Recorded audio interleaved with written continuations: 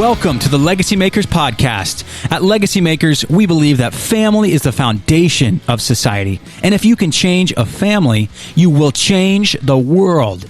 The Legacymakers podcast is dedicated to bringing you relative, inspiring, and educational content to help you build and leave the legacy you intend to leave.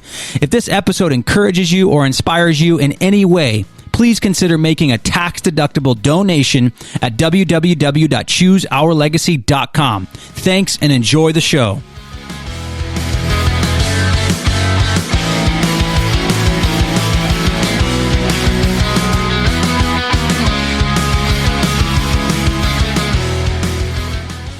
All right. Welcome back, guys. Super thankful for all of you being here. We are on episode number 15 for the Legacymakers podcast, and we are excited for today's topic and show and conversation. We are also encouraging you to just brace up because it might be a little dicey. Today's topic is, how do you honor the legacy you received, even if parts of it aren't honorable?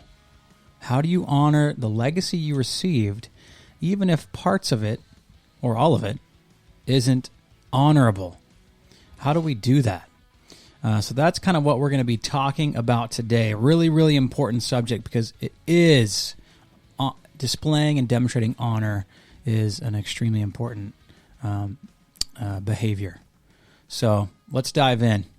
First of all, let me just ask you this. Has there been times when you guys, George, Ben, and Beto, and myself, found it difficult to honor some of the family history you've been dealt? We don't have to get into detail, but first of all, has it happened in your life, and what are ways that you decided to navigate that? Wow. Who wants to jump in? Without throwing mom or dad under the bus? We're not going to go there. My mom will find this somehow. My spicy Italian mother will find this, and we will have a DTR about it, and I will be in trouble. I will have privileges taken away. Again. Oh, no, the memories. No, I'm just kidding. El privilegio será revocado. Did you guys have chocolos? The sandal. The sandal. Did you get a sandal? Oh, chancla? Chancla. What? Yeah, man. Oh, yeah. That's really jumping around. No, I was just going to say this first. This is because maybe this will put guys at ease, because I know this is the heart of every man in here, if I could be so bold. My dad always used to say something about his dad. It's a critical one-liner. He said, my dad had his issues, but he did the best he could. Mm-hmm. And me looking at my dad, and then 2 generations up to my late grandfather, his dad, I'm like, yeah, man, wow, that's such a gracious, honoring statement, Dad. That's your summary, because, and my late grandfather was not a deadbeat by any means. I mean, he retired young, and my dad supported him when he got older, and maybe his retirement wasn't perfect, and his plan wasn't perfect, and selling his home and deciding to rent, and blah blah blah. But considering even that alone, that my dad had to father his dad. Again, he wasn't absent. He wasn't like a lot of mid-century dads that were maybe abusive or really, really backwards or messed up. But he was, he, like my dad said, he did the best he could. And so I would start there for me to say, man, can I critique some things from my parents that they didn't do perfectly and that I inherited and they made me who I am today? Yes, I can do that. And maybe I could speak to some generalities there, but the starting place has to be like, I look at my dad, even in his imperfections, and I see the family line he came from, and I just say, whoa, Dad. And I mean this. I would say it to his face. I can say it to you guys now. Yeah. It's amazing what you overcome, dude. Yeah. And for you to say that says a lot about your character right away, because you are so loving and available. I can't believe, how did that happen? And he's always been a man of faith, but how did that happen that you did it so differently than your dad? So that's almost my answer, I guess, for honor. That's how I saw my dad honor his dad, and that's how I'd want to honor my parents today. Wow, that's cool. Yeah, there's something that someone told me once, kind of along the lines of, what your dad said, but it's like, if they would have known better, they would have done better. It's like, if they would have known what I know, it would have probably looked different. I've definitely treaded in the not so healthy aspects of navigating these waters, and probably did some things or said some things. Well, I'm sure I have, that have probably more so hurt the resolve that, maybe I'm now, struggling to find. But I think there's definitely like some newfound realizations that I'm having personally in light of all of this. And that has been like a core principle to stand on when navigating, is like, if people in my life or my family history would have known better, they would have done better. But yeah. It's a gracious line. Honor. I can relate to Ben squared on both of those things there. Yeah. So I received that. And yeah, I just think coming from a place of grace with them, the same thing, affirming what you guys are saying, and also looking for the good things that they've imparted onto me and the great things that they did, and looking for that and finding ways to appreciate them through parenthood now, and thinking of, wow, they must have done that for me, and just, just kind of giving credit to where it's due. Yeah, exactly. Right. And also improving upon it and gaining awareness is my job, on these things. And again, right, if they didn't have that clarity, but now I do, can they really be accountable to it? Maybe they didn't have a coach call them out on these certain behaviors. So how can I love them in that newfound information?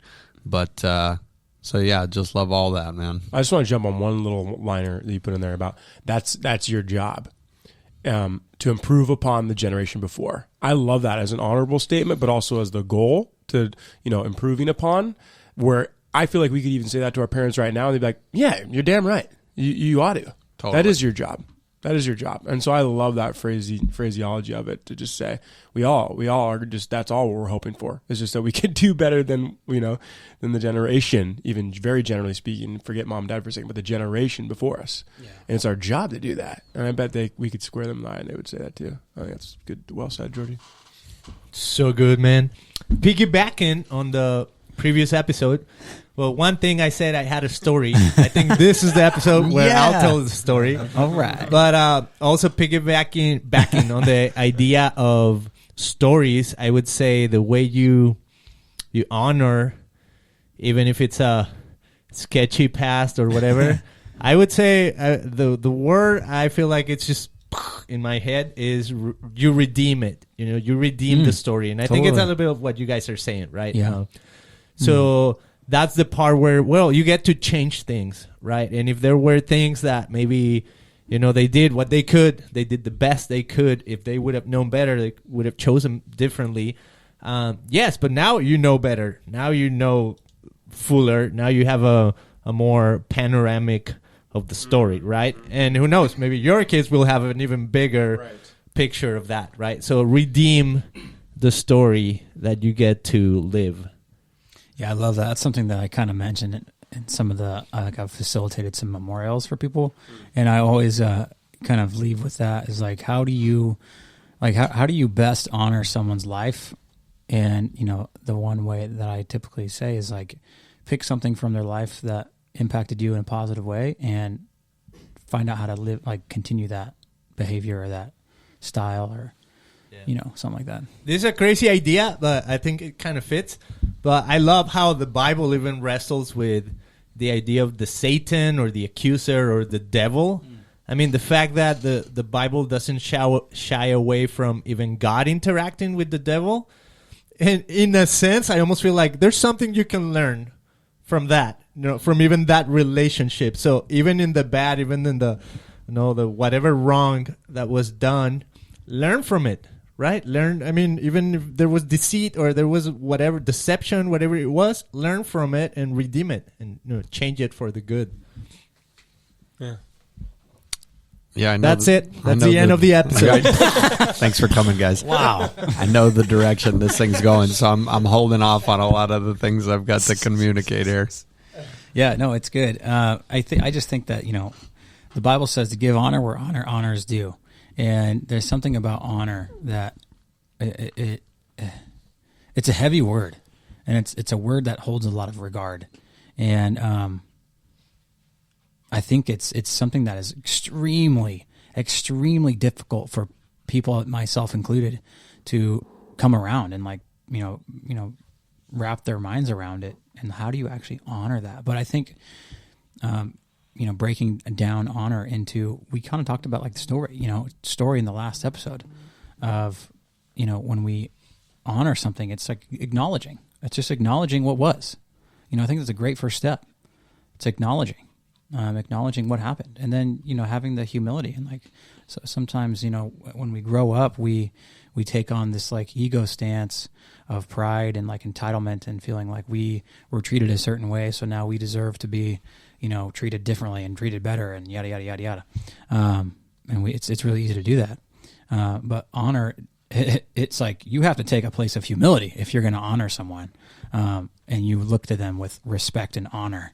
I think of like the sensei in like karate or whatever, or any sort of martial arts. There's like the head sensei, and that's a word that they use a lot. Honor. You have to honor your master in a sense. Mm-hmm.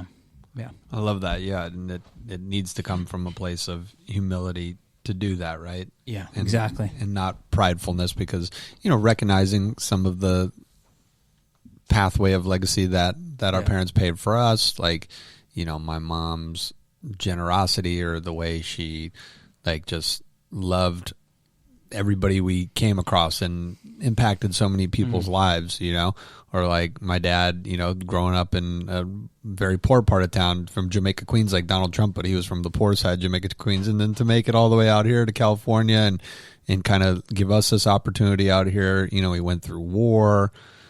I mean, to recognize those things and to understand, the upbringing that they had.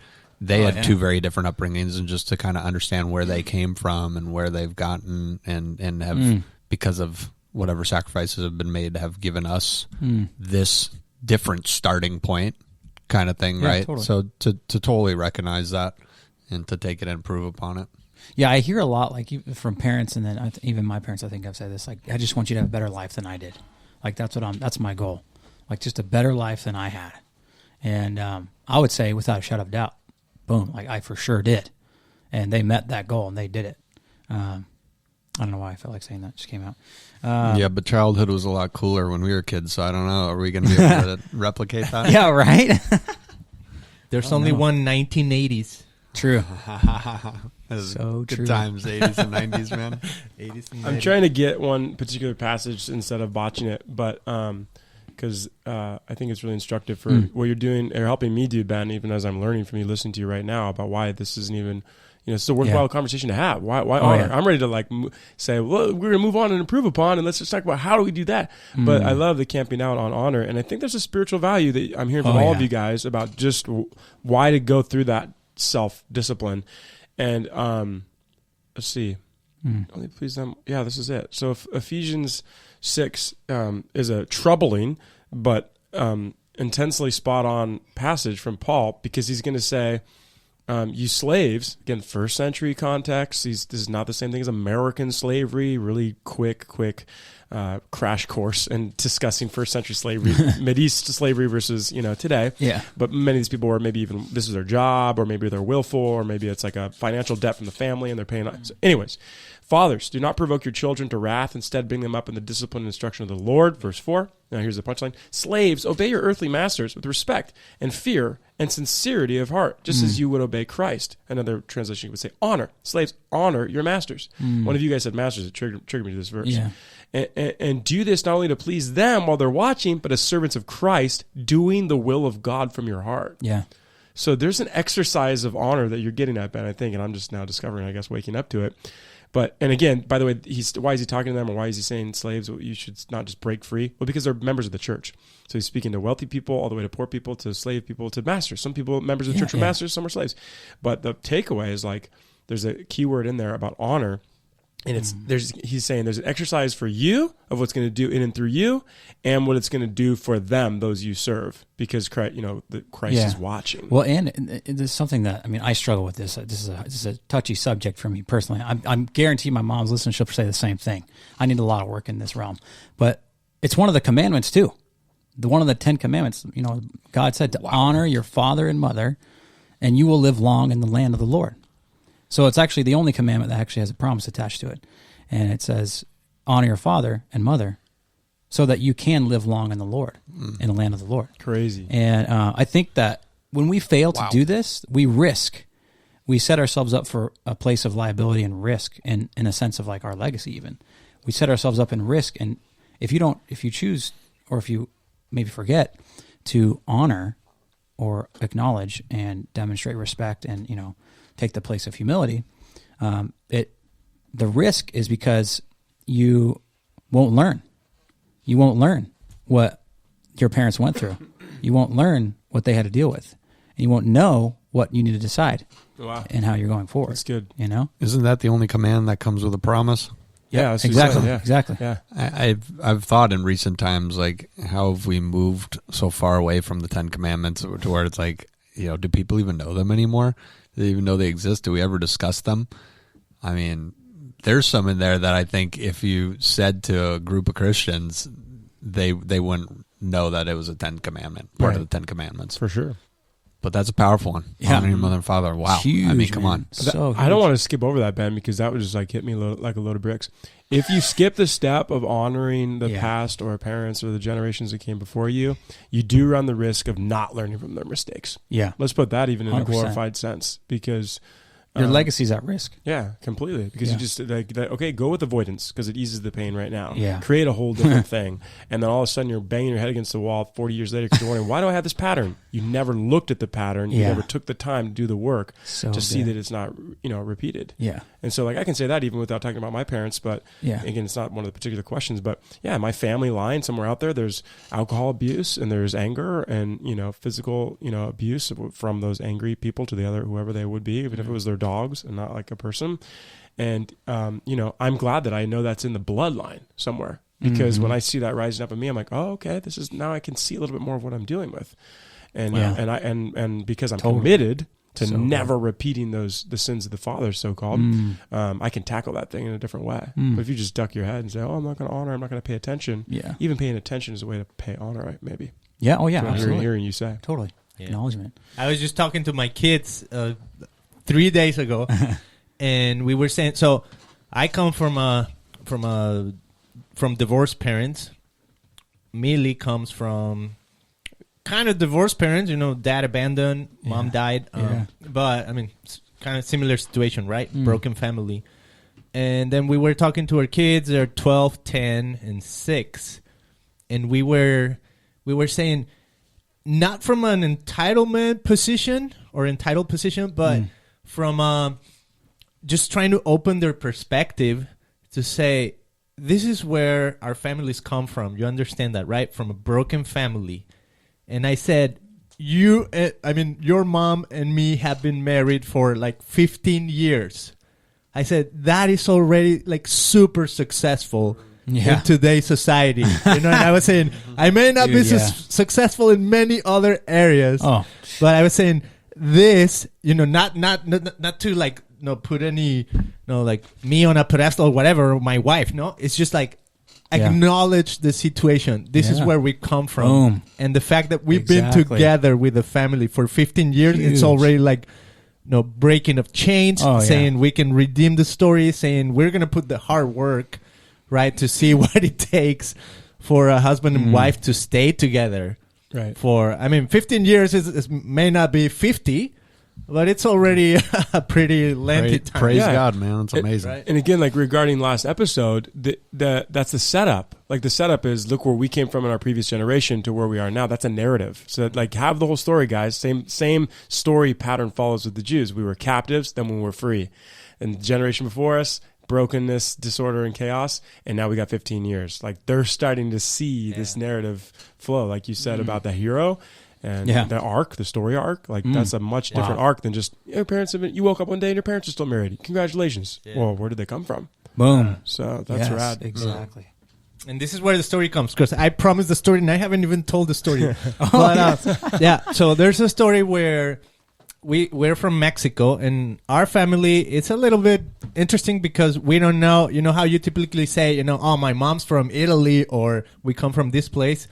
Like, I don't know much about our family, and Millie, my wife, doesn't know either. You know, all we know is like, yeah, our grandpa was born in Mexico, but we don't know like down the line, like, did they come from Spain? Were they part of Mexico or whatever? We don't know, right? Because now it's so mixed. But what I do know, this is amazing, because my grandma on my dad's side, she was one of the first people to convert to Christianity or Protestantism. Back in the, what was it, like the 30s or the 40s, I would say, when she was little. And it was actually because of her dad, because they used to have a winery or something like that in Old Town in Mexico, in somewhere close to Guadalajara. But the story is so epic that at some point, you know, he met Jesus, right? And he was so transformed that he's like, I don't want to sell this product anymore. I want to change it, you know. Wow. And even there's a story even of the people in the town almost like boycotting the fact that he had a different store now. Like, we're not going to buy from them because they're Protestants now, right?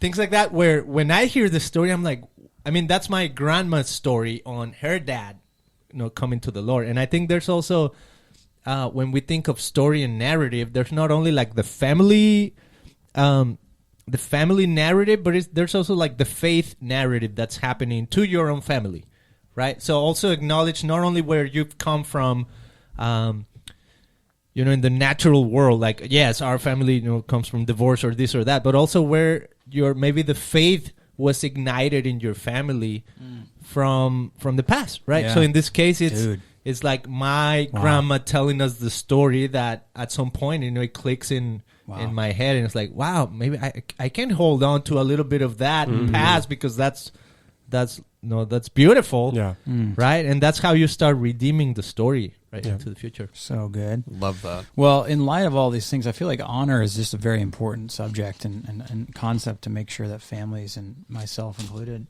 are really wrapping ourselves around. But these last three questions here: are there practical steps that we can take to mend damage or broken trust in a way that resets the family legacy?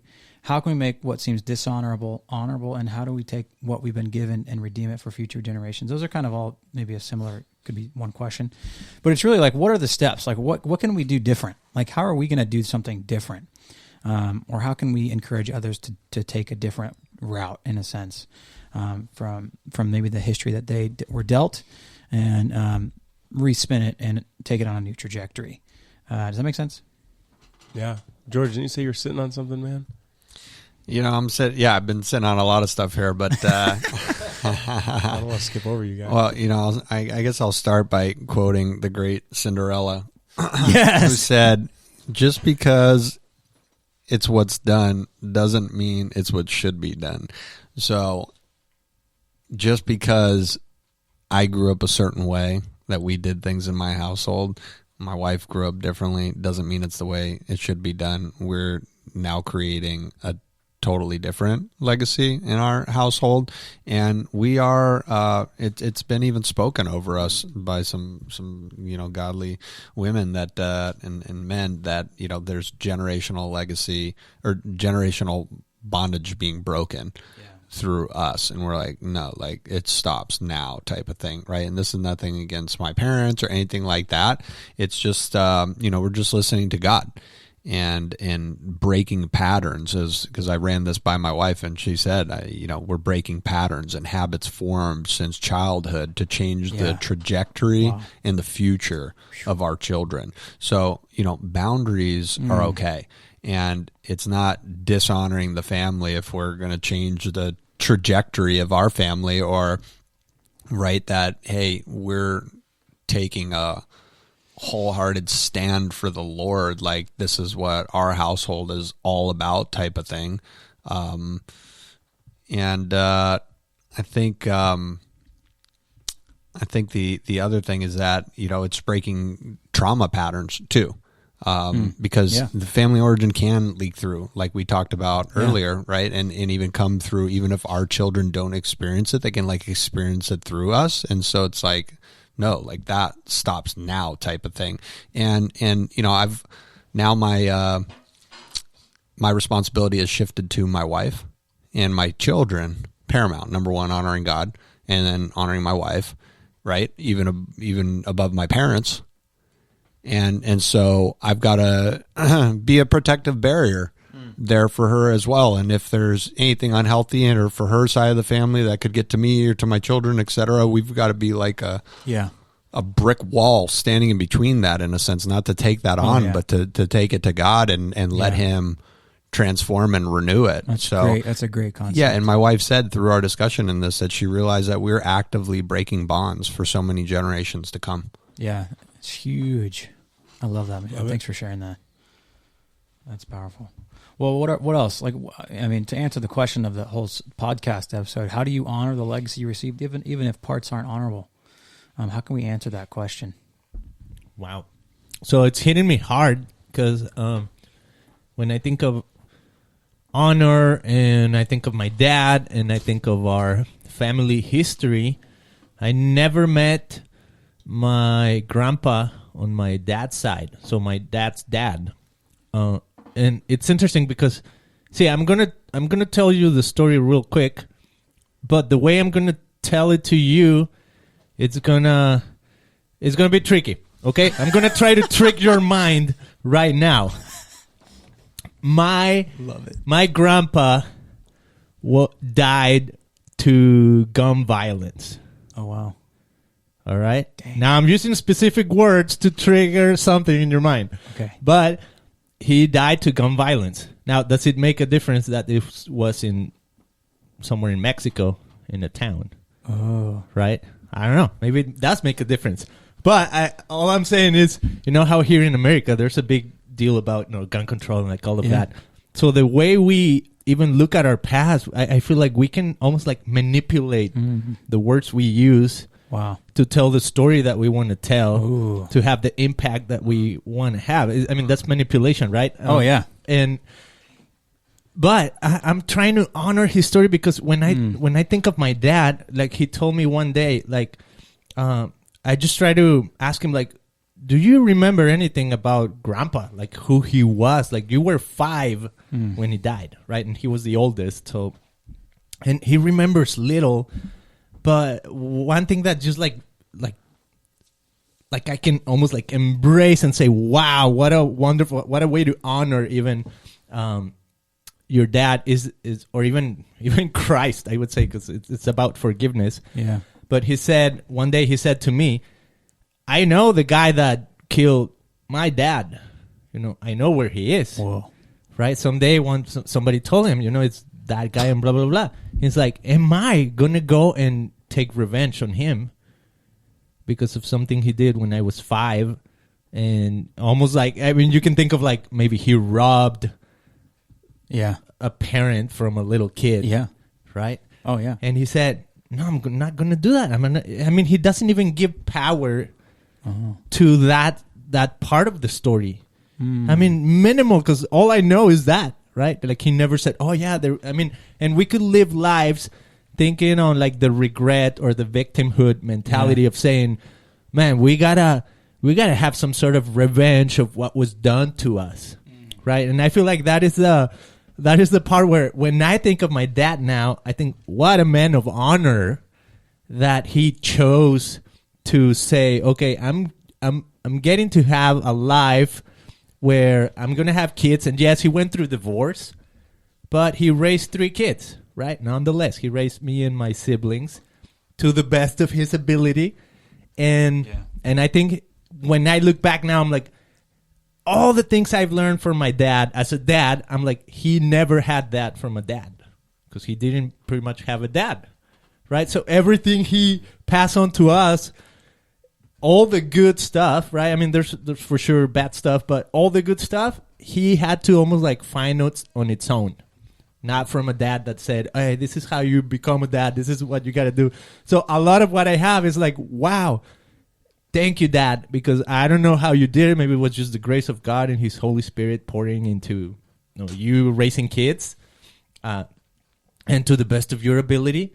But you did raise kids. You did pass on good values to us. You did pass on the idea of hard work, the idea of putting the other first, things like that. Where it's like there's a lot of good in that.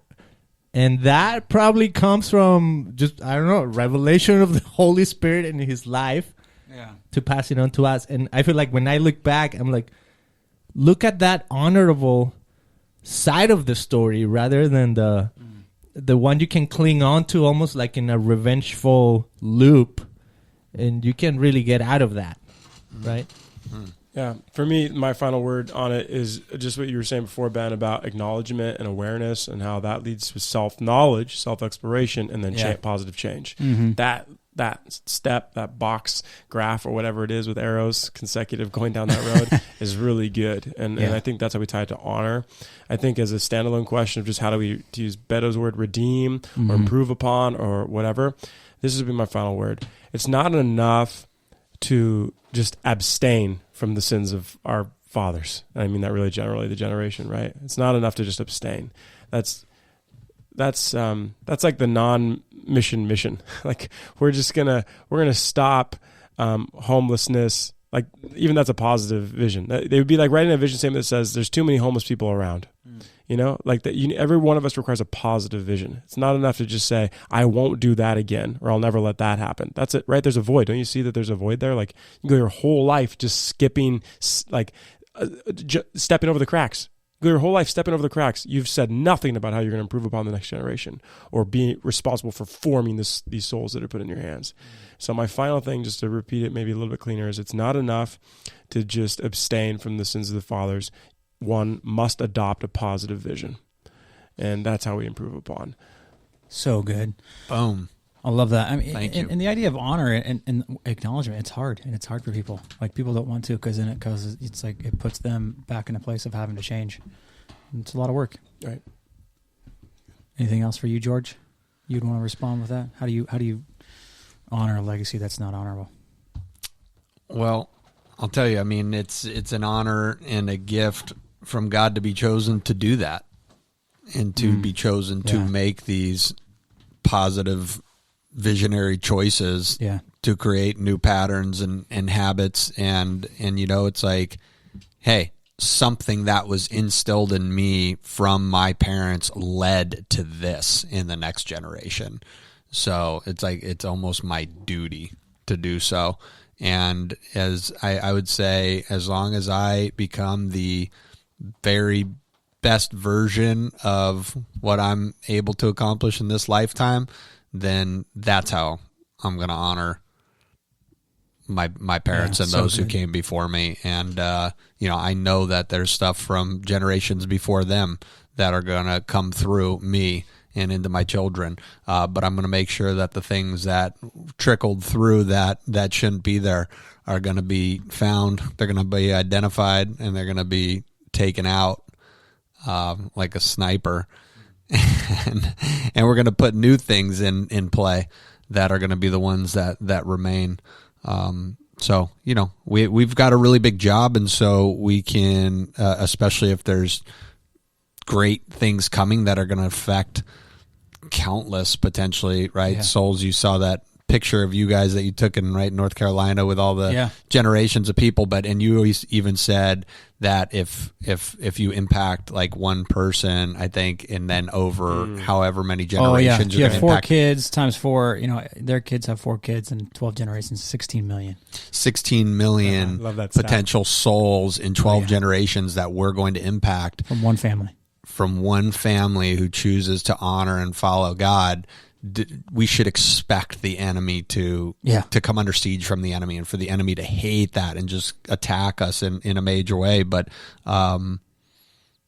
it's our choice how we respond to that, and we're built for it, right? We're built for it. These things that we went through, even if we had to suffer hardships because of choices of their sins of the father, it's like, is God not going to use our hardship as part of our purpose? It's good. Yeah. Pain is part of our purpose. Yeah, I love it. I would just end with like a simple workflow for myself that I use is just take the time, pause, take time to acknowledge the past and the history, you know, and as you approach your history, you know, approach it with grace and explore it with grace and look for the patterns and the different things that happened. And, you know, look at ask yourself the questions like, what are you going to do different? What's it going to look like for you to start building back and restoring relationships and restoring, you know, broken trust? And, you know, what's it going to look like then for your own life and your own family and your own kids, and how are you going to start building that up? You know, creating some sort of workflow or a trigger opportunity for you in those moments. But it's good. That's it, guys. So thank you so much, Ben, George, Beto. Thank you guys for your awesome input and contribution. So great. Guys, make sure you take a quick listen at this again, double back on this one or double down on this one. It's a huge concept, and there's an enemy out there that's going to make sure you don't want to listen to it. So, you know, just push through this one. Okay, guys? Have a great day, and we will see you next time.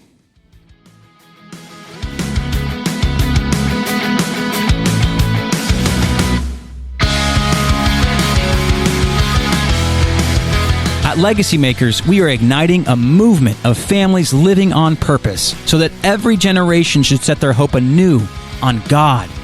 And you choosing to listen to this episode today is only going to further that movement and further the development of the legacy you will leave for generations. So thank you for being a part of that. If you'd like to learn more about becoming a legacy maker, go to www.chooseourlegacy.com, where you're going to find resources and tips and next steps to continue building the legacy that you intend to leave. You can also follow us on all social platforms at Legacy Maker Families. Thank you so much again for listening, and now go love your family.